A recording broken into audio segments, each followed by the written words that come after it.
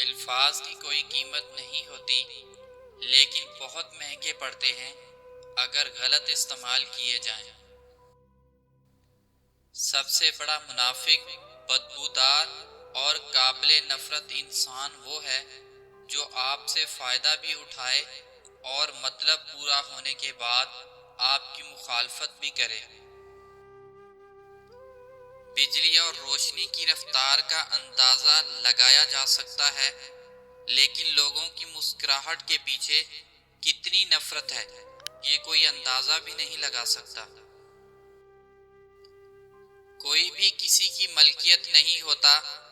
پھر بھی ہم چاہت میں اتنے پاگل ہو جاتے ہیں کہ خواہش کرنے لگتے ہیں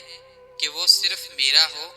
اور اس سے بڑی بیوقوفی اور کوئی نہیں ہوتی۔ اور پھر بعض اوقات خاموش ہو جانا بہت ضروری ہوتا ہے، نہ آپ کی آہٹ محسوس ہو، نہ آپ کی سسکیوں کی آواز آئے، نہ آپ کے گرتے آنسوؤں کے کرب کی چیخیں سنائی دیں، اور نہ ہی اذیت سے دھڑکتے ہوئے دل کی مدھم آواز آئے۔ دنیا میں بہت کم لوگ اتنے خوش نصیب ہوتے ہیں جنہیں کوئی ایسا چاہنے والا ملے جس کے لیے وہ اپنے ہوش و حواس گوا بیٹھے۔